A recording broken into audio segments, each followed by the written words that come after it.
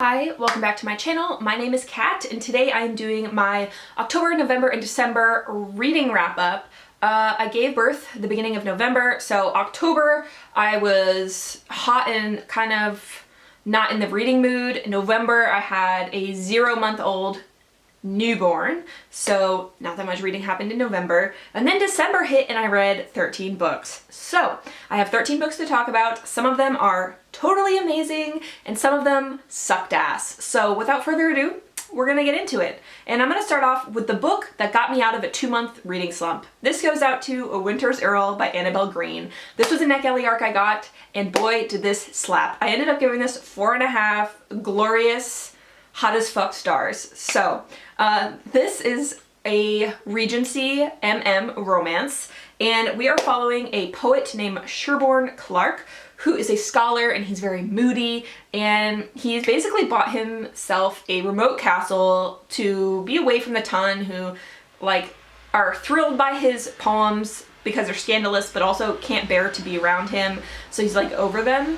When suddenly a baby is found on the steps of his castle, and he's like, oh shit, I don't know what to do with this baby.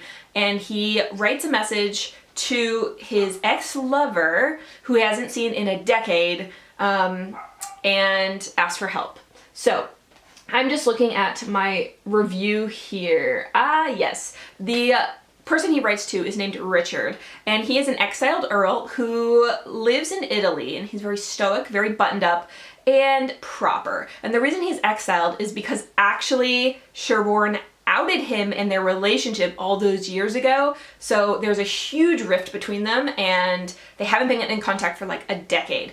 But without any more hesitation, Richard goes to Sherborne because Sherborne very cleverly, very sneakily wrote in the message, it's a matter of life and death. So his ex-lover's like, oh my god, the old love of my life, who I might still be in love with, but I hate him, but I love him, but I hate him, is gonna die. So he runs off to see him, and when he arrives he realizes, no, it's a baby he found and he doesn't know what to do with. So they go from there, and everyone is trapped in the castle because there's a huge snowfall, and the scene is set. Now, okay, this might seem like it's not gonna be that good, and I hear you. That premise also, I was like, we'll see how it goes.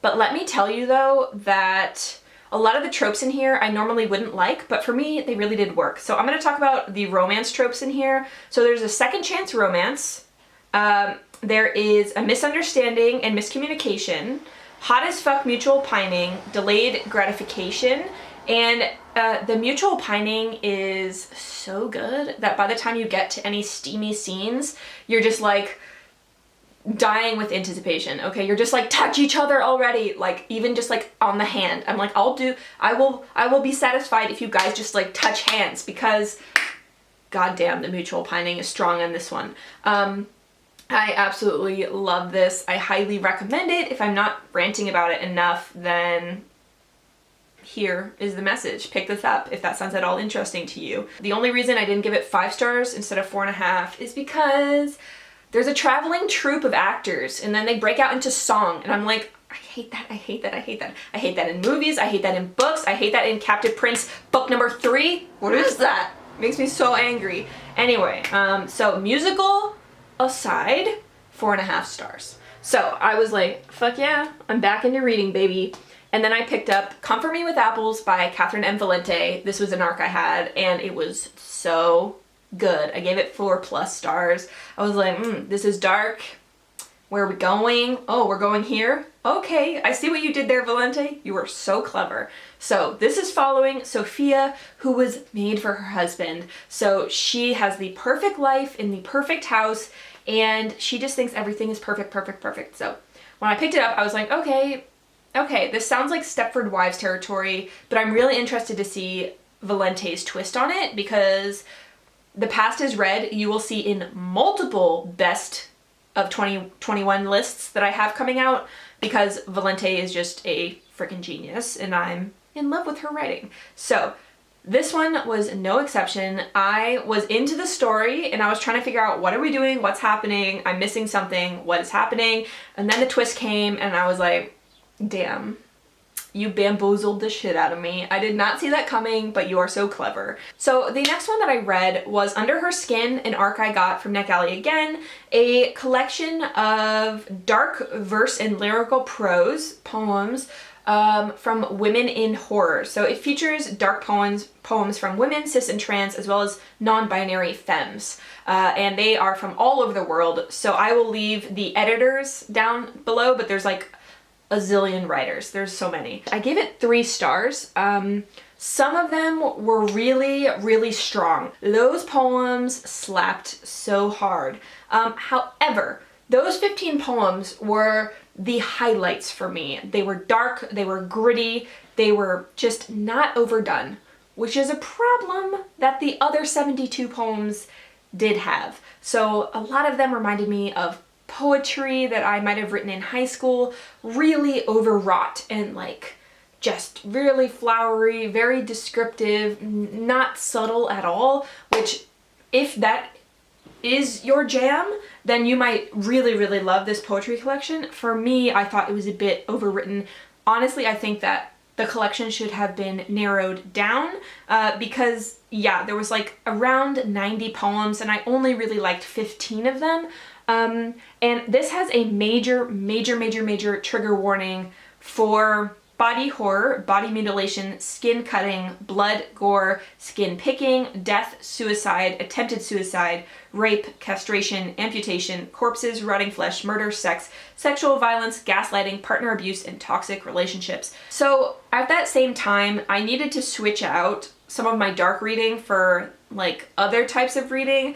So I was reading Broken Halves of the Milky Sun by Aaiun, who is an Angolan non-binary poet at the same time. So I gave this 3 stars as well because I think that the themes they touched on, such as racism, war, queer sexuality, and queer love, were interesting. However, only 5 of their poems I really enjoyed, and the rest I thought were just neutral or I actually didn't like them. So I haven't been that lucky with poetry. I'm usually not that lucky with poetry, but I do still keep trying because like in a collection, I will love 1 or 2 poems and that might be what makes my heart really happy. And even though I give the collection overall like a 3, I like really enjoyed this poem, so it's worth it to me. Poetry collections are so hard to read and rate. It's like very rare that I ever love an entire poetry collection. So yeah, this one I gave 3 stars as well. After that, I read a series, and this is another all-star of this reading. So this is the Monstrous series by Mayne, and I actually saw this because it was recommended to me when I typed in like dystopian queer books, and this came up. So if you don't know, my favorite dystopian duology of all time is Crimson Seared and Withered and Seared by TJ Klune. So if you only know Klune because of his recent lighter fantasy works or his werewolf books, werewolf shifter books, then if you like dark dystopian, you're in for a treat because that duology is like my favorite of all time. And I wanted something that was appropriately dark and gritty and also had queer rep in it. Enter this fucking amazing series. So I read all 4 that are currently out back to back to back to back. I could not stop. I read them all in I think 2 days. So that's 4 books, 2 days. I was having a jolly good time. So there was Soul Eater first, and I'm going to talk about it because it sets up the world. They're all set in the same world and they feature different pairings. So we are set in a super gritty, dystopian, post-apocalyptic kind of world where a rift has opened on Earth, and basically the other side is a monster realm, like a hellscape of monsters, and the monsters just start pouring in. So the military everywhere goes completely berserker and, you know, overreacts, and they decimate and nuke the whole middle part of America. So all of the safe places for humans are the cities, protected cities, military cities on the edges of the US, and the whole middle of America is just a wasteland where if you don't live in the cities, you're considered like a raider and kind of like a lawless person who goes from outpost to outpost, which is kind of like raider cities or raider camps that aren't protected by the military, but they live by scavenging from broken places throughout. And so we have like the raiders, the military, and then the monsters are kind of like the three big players. And we open and there is a monster called the Soul Eater, which appears every 3 years, and it kills thousands of people across America, and it takes the same route every 3 years. And the military is like, this is a bad dude, 3 years is approaching, we're gonna set up a trap and get this monster.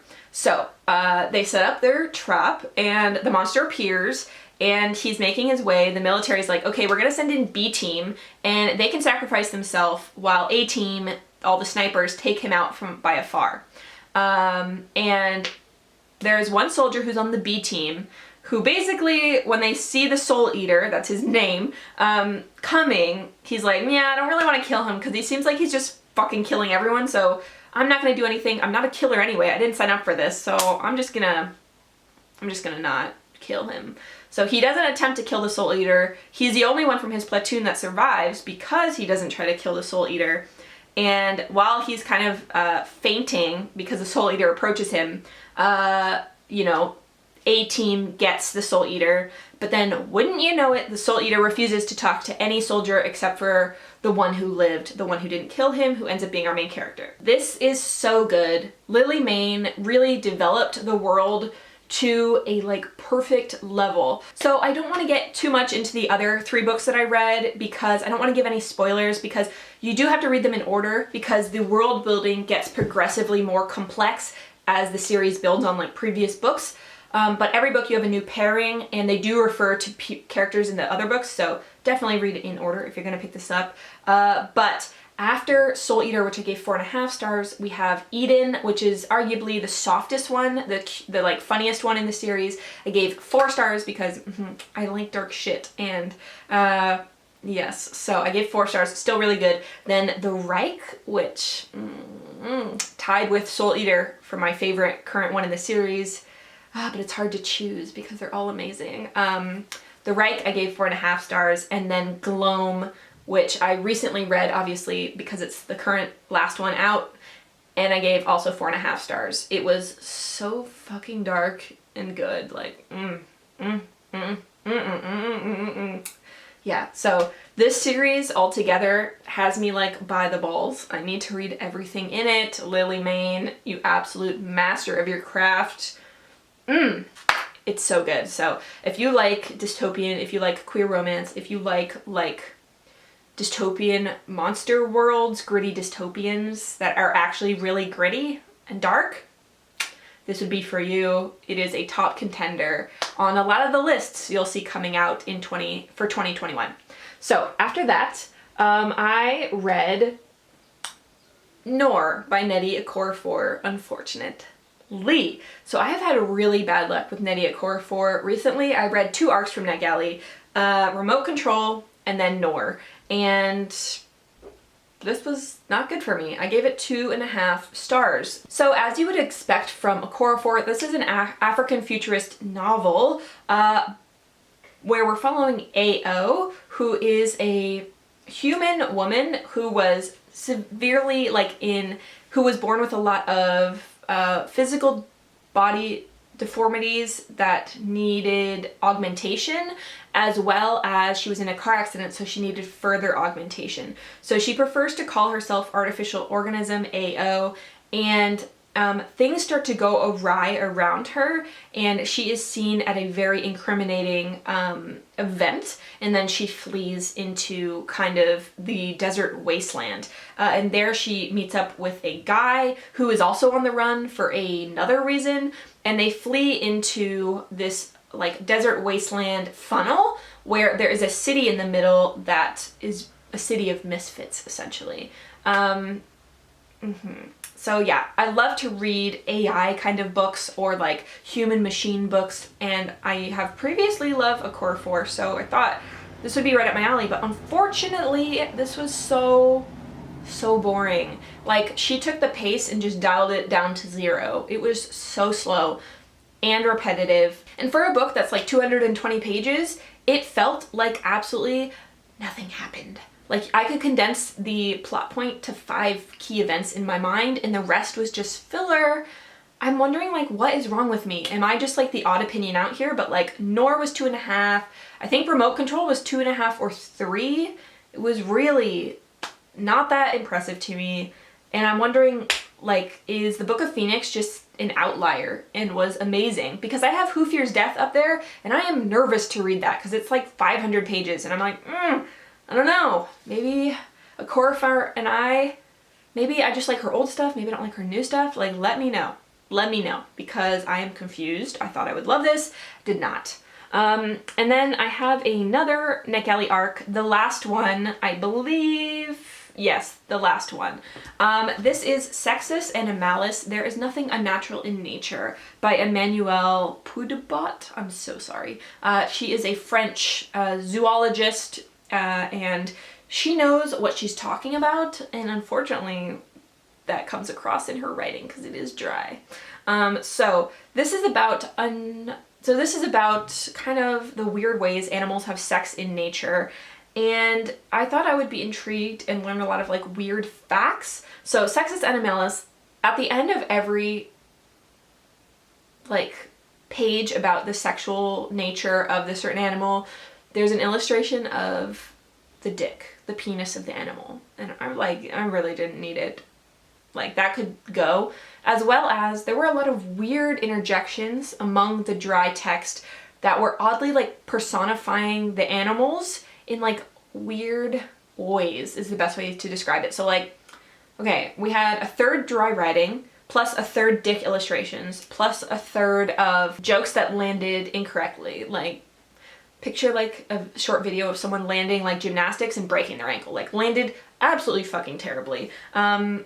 Yeah, so this one, no. It's a no for me. I think I give it 2 stars. I really don't recommend it. Yeah, and we're moving on because absolutely not. And I went back and I was like, books for people who like Lily Mayne books. And it came up with the Unhinged Necessary Evils series by Onley James. And I typed this into YouTube to see if anyone else on YouTube had read this series, and wouldn't you know it, Mina read it and fucked with it. So I was like, done, absolutely done. So if you don't know, Necessary Evils is about this guy who decides he's going to adopt children no one else wants to adopt because they have psychopathic tendencies, and the psychopathy is lending itself to creating kind of Dexters, where they are going to hunt bad people and kill them. So he raises basically like 6 or 7 psychopath children up into psychopath adults and trains them, and yeah, they hunt down bad guys. And this is the story of like each brother meeting someone and falling for them, only is it really falling for them if you're a psychopath and you don't have emotions? So that premise really got me. And this whole series is, yeah, it's formulaic, but it's still really good. And so I read Unhinged, which is the first one, which I gave 4 stars. And then Psycho, the second one, which I gave 3.5 stars because, okay, an ongoing thing in this series is that there's just too much sex, which like, who am I? I don't know, who am I? But there's just too much. There's just too much of it, okay? Like, But that's the reason most of the books in the series I think are going to get 4 stars, because it's just like a little too much sex and not enough, you know, talking. Relationship building, or I don't know. Yes, relationship building. Okay, but in Psycho, which I'm not a fan of the title, but they are literally psychopaths, so okay. In Psycho, they're dealing with people who like dismember women, and they're talking about that and how awful it is, and then immediately have sex. And I'm like,